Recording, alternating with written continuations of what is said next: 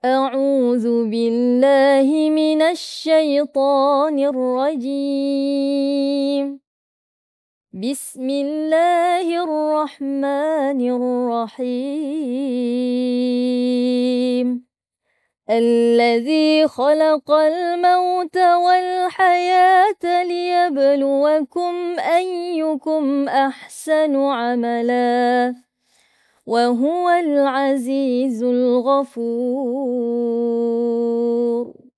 الذي خلق 7 سماوات طباقا ما ترى في خلق الرحمن من تفاوت فارجع البصر هل ترى من فطور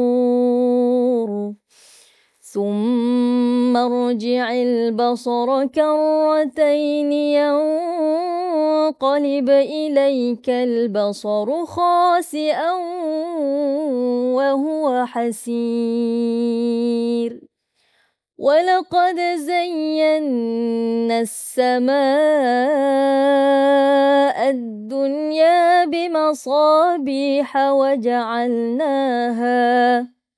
وجعلناها رجوما للشياطين وأعتدنا لهم عذاب السعير. وللذين كفروا بربهم عذاب جهنم وبئس المصير. Sadaqallahul azim. Assalamualaikum warahmatullahi wabarakatuh. Sidang penonton, hadirin hadirat yang saya kasih sekalian. Alhamdulillah, kita teruskan satu hari satu ayat untuk kita mentadabbur memahami Al-Quran sempena dengan Ramadan Al-Mubarak. Dan kita masih bersama dengan Ustaz Habib Ali Zainal Abidin Hamid untuk kita meneliti memahami surah Al-Mulk. Semalam beliau menjelaskan bahawa surat ini adalah untuk mempertahankan akidah, menjadi peneman di hari kiamat. Dan juga antara gesaan dan juga tuntutan serta anjuran daripada Nabi Muhammad SAW supaya ayat ini di hati kita. Semalam kita sempat satu ayat pertama tentang ayat ini, maha berkatnya Allah. Mungkin hari ini kita boleh teruskan di ayat kedua, ketiga, keempat dan kelima dan keenam yang diberikan penakrifan, pemahaman di atas kandungan 6 ayat pertama dalam surah Al-Mulk ini. Silakan. Bismillah, alhamdulillah, wassalatu wassalamu ala sayyidina Rasulullah Muhammad bin Abdullah wa ala alihi wa sahbihi wa man walahu ba'du. Pada ayat pertama ketika Allah bercerita tentang kerajaan, Allah Subhanahu wa taala ingin menunjukkan betapa maharajanya Allah Subhanahu wa taala. Ditampakkan oleh Allah kekuasaan dan kehebatan Allah dalam bentuk ciptaannya, yang ciptaan ini tak ada siapa yang boleh mencipta. Apa itu? Allah mencipta mati dan Allah mencipta hidup. Dan tak ada siapa yang boleh melakukan, mana-mana raja daripada kalangan jin dan manusia tidak mungkin berbuat demikian. Menghidupkan dan juga mematikan. Menariknya pada ayat ini, Allah mendahulukan menciptakan mati, kemudian hidup. Walaupun manusia itu akan hidup dulu, baru meninggal dunia. Tapi menarik pada ayat ini, Allah mendahulukan ciptaan mati, kemudian hidup, untuk mengingatkan kepada manusia destinasi hidup yang diberikan oleh Allah di dunia adalah menuju kepada kematian yang merupakan permulaan kepada kehidupan yang sebenar. Jadi orang yang cerdik adalah orang yang hidup bila berfikir apa yang akan dihasilkan selepas kematian. Itulah maksud daripada firman Allah, allazi khalaqal mauta wal hayata liyabluwakum, untuk ayyukum ahsanu amala. Menarik pada ayat ini juga Allah tidak mengatakan siapa di antara kamu yang paling banyak beramal, tapi yang paling baik dalam beramal.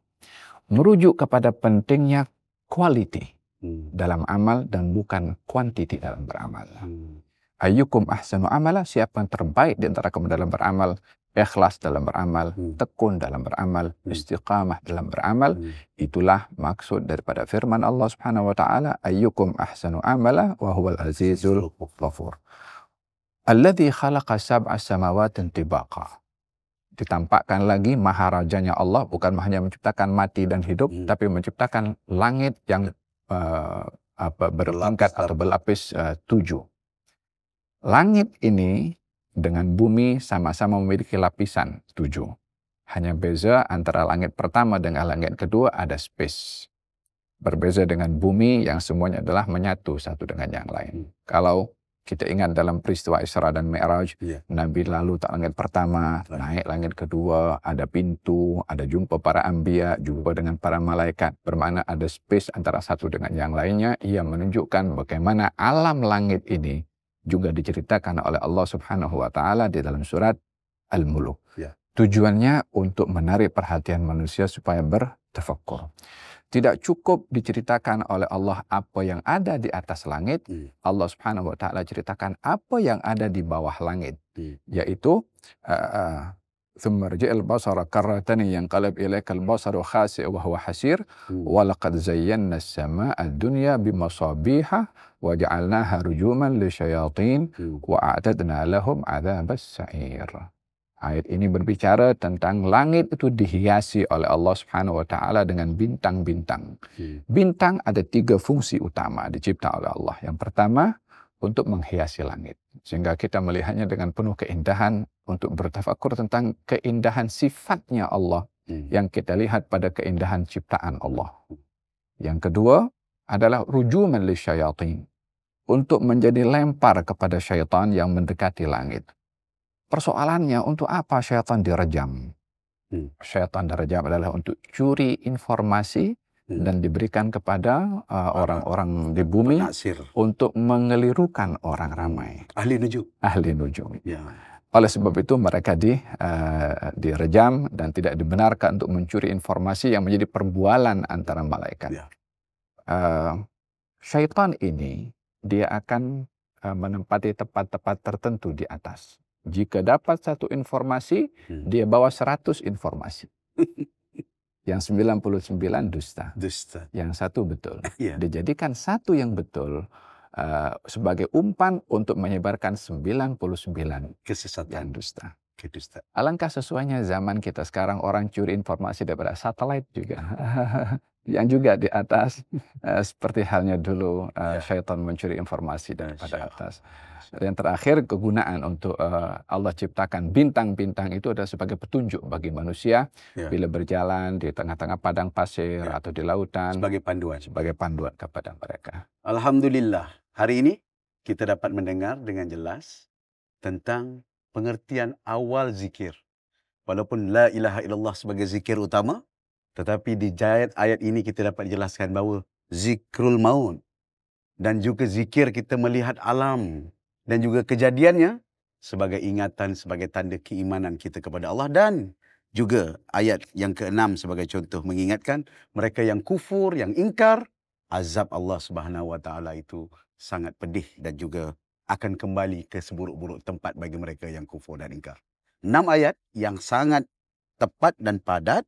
Dan insyaAllah kita sambung lagi esok untuk ayat-ayat seterusnya. Terima kasih. Jangan lupa 30 hari 30 ayat.